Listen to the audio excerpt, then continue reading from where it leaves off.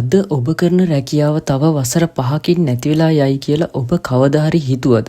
අපි හැමෝම හිතුවේ රොබෝවරුන් ඇවිත් කරන්නේ බර වැඩ විතරයි කියලා. හැබැයි දැන් AI හෝ කෘත්‍රිම බුද්ධිය අපේ කාර්යාල ඇතුළටම ඇවිත්. අද ෂෝට්කට් එකෙන් අපි කතා කරන්න යන්නේ තාක්ෂණයේ දියුණුවත් එක්ක රැකියා ලෝකෙ සිදුවෙන්න යන අමුතුම පෙරලිය ගැනයි. අතීතයෙන් පාඩමක්. බොහෝ දෙනෙක් බය වුණාට මේක ලෝකෙට අලුත් දෙයක් නෙවෙයි. ඉස්සර නගරවල වීදි ලාම්පු පත්තු කරන්න මිනිස්සු හිටියා. එයාලට කියන්නේ ලයිට් ලැම්පර්ස්ලා කියලා.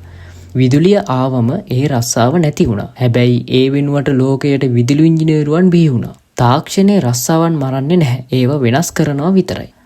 අවදානමේ ඇති රැකියා. දැන් අවදානම තියෙන්නේ කායික ශ්‍රමයට නෙවෙයි, බුද්ධිමය ශ්‍රමයටයි. දත්ත ඇතුළත් කරන්නන්, ඩේටා එන්ට්‍රි කරන කටිය, සරල ගිණුම්කරණය කරන කට්ටිය, බේසික් accounting සහ පාරිභෝගික සේවා, කස්ටමර් සර්විස් වැනි අංශ දැන් වේගයෙන් AI අතරපත් වෙනවා.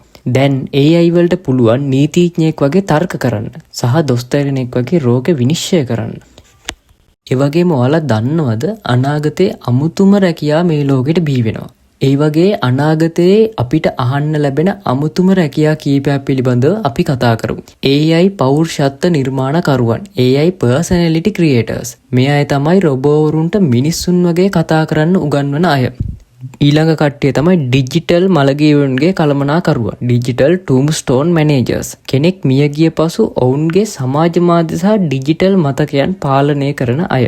ඊළඟට අභ්‍යවකාශ සංචාරක මඟ පෙන්වන්න, අඟහරු ලෝකයට යන අයට පාර කියන අය. මේ වගේ අමුතුම රැකියා අපිට අනාගතේ බිහි වෙන්න ඉඩ තියෙනවා.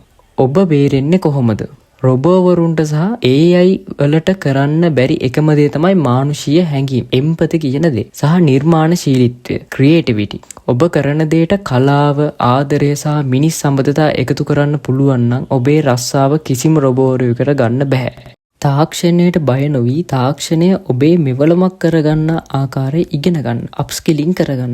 අනාගතය කියන්නේ බය විය යුතු තැනක් නෙවෙයි, අපි සූදානම් විය යුතු තැනක්. තාක්ෂණයත් එක්ක ඔබේ ජීවිතේ ෂෝට්කට් එකකින් පහසු කරගන්න ඔබ ලෑස්තිද? මේ ගැන ඔබේ අදහස පහත කමෙන්ට් කරන්න. මෙවැනි වීඩියෝ දිගටම බලන්න අපේ channel එක subscribe කරන්න. තව ඔයාලට මොනවා හරි තාක්ෂණික දේවල් පිළිබඳ දැනුම අවශ්‍යයි නම් ඒක කමෙන්ට් එකක් දාන්න, මම වීඩියෝ එකකින් අරගෙන එන්නම්.